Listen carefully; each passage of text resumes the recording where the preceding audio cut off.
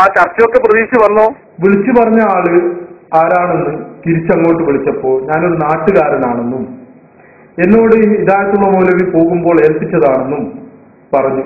അത് ഇതിൽ ഞാൻ നിങ്ങൾക്ക് ആ റെക്കോർഡ് ഞാൻ നിങ്ങൾക്ക് കേൾപ്പിച്ചു തരാം. ഹലോ, പയ്യോളിന്നാ വിളിക്കുന്നത്. ഇന്ന് അൽ ഹിദായയിലേക്ക് ഹിദായത്തുള്ളയും പാർട്ടിയും വരാന്ന് പറഞ്ഞിരുന്നു. അപ്പൊ അത് വരില്ലാന്ന് ഈ നമ്പറിൽ ഇങ്ങോട്ട് വിളിച്ചു. ഓ, എന്നോട് പറഞ്ഞതായിരുന്നു മൂപ്പര് പുറത്ത് പോകുമ്പോ. അപ്പൊ അത് ആണോ അല്ലയോ എന്നുള്ളത് അറിയാമായിരുന്നു. അപ്പൊ ആ നമ്പറിൽ മൂപ്പര നമ്പർ സ്വിച്ച് ഓഫ് ആണ്. ശരി, മൂപ്പര് പറഞ്ഞിരുന്നു എന്നോടൊന്ന് വിളിച്ചു പറഞ്ഞിട്ട് പറഞ്ഞു. ആണല്ലേ? ഇത് ഞാൻ ഇവിടെ ഒരു നാട്ടുകാരനാ. അത് ശരിയാ, മൂപ്പര് പറഞ്ഞ ഏൽപ്പിച്ചതാ അല്ലേ?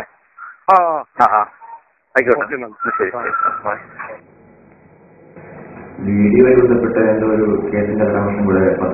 അതെ, എന്നെ കൂടുതൽ അത്ഭുതപ്പെടുത്തിയത് അതാണ്. ഞാൻ ക്ലാസ് എടുത്തുകൊണ്ടിരിക്കുമ്പോൾ മൗലവി വിളിക്കുകയും അപ്പൊ ഞാൻ പ്രൊഫഷണൽ വീഡിയോഗ്രാഫർ ഉണ്ടായിരിക്കും, അതിന് എനിക്ക് സാവകാശം വേണമെന്ന് പറഞ്ഞപ്പോ നിങ്ങൾ അതെങ്ങനെങ്കിലും സംഘടിപ്പിച്ചോളൂ എന്ന് പറഞ്ഞ് ഞാൻ പ്രൊഫഷണൽ വീഡിയോഗ്രാഫറെയും കൊണ്ട് അയാളുടെ ക്ഷണപ്രകാരം പോയി. അങ്ങനെ വീഡിയോ എടുക്കുമ്പോൾ അവിടെ ഉണ്ടായിരുന്ന വലിയ മൗലവി അതിനെ ആദ്യം ഞാൻ അറിയില്ല എന്ന് പറഞ്ഞപ്പോ ഞാൻ ടെലിഫോൺ സംഭാഷ വെച്ച് സ്ഥിരീകരിക്കുകയും അയാൾ ആവർത്തിച്ച് അംഗീകരിക്കുകയും ചെയ്തു. അങ്ങനെ 1 മണിക്കൂർ എന്റെ അടുത്ത് ഞങ്ങൾ സംസാരിക്കുകയും സംസാരത്തിൽ അവർ പൂർണ്ണമായും പരാജയപ്പെടുകയും ചെയ്തതിന് ശേഷം അവർ കേരളത്തിൽ തുല്യതയില്ലാത്ത വിധം അവർ എന്നോട് അപമര്യാദമായി പെരുമാറി. ഞാൻ അവിടെ അതിക്രമിച്ചു കയറിയതാണെന്ന് പറഞ്ഞ് പോലീസിൽ കേസ് കൊടുത്തു. അങ്ങനെ ഞാൻ SIയോട്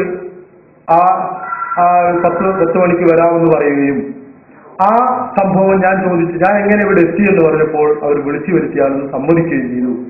അത് ഈ പ്രസ്ഥാനം ഇത്രയും നെറുകേട് എന്നോട് കാണിച്ചതിൽ എനിക്ക് വ്യക്തിപരമായ ഒരു മനുഷ്യത്വപരമായ ഒരു ദേഷ്യം ഞാൻ അവരോട് അറിയിക്കുകയും ചെയ്തു.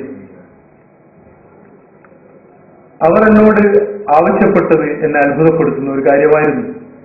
ഇവർ അവിടെ നാണം കെട്ട് പരാജയപ്പെട്ടത് ജനങ്ങൾ അറിയരുത്, അതുകൊണ്ട് CD അത് പ്രദർശിപ്പിക്കരുത്, അത് പുറത്ത് പ്രചരിപ്പിക്കരുത്. പക്ഷേ 3 ദിവസം കഴിഞ്ഞിട്ടാണ് ഈ സംഭവം ഉണ്ടാകുന്നത്. അതിനു മുമ്പ് CD കേരളത്തിൽ അങ്ങോളം ഇങ്ങോളം പ്രചരിച്ചു കഴിഞ്ഞിരുന്നു. ഞാൻ അന്നും CD പ്രചരിപ്പിച്ചിട്ടില്ല, എനിക്കതിന്റെ ജോലിയല്ല.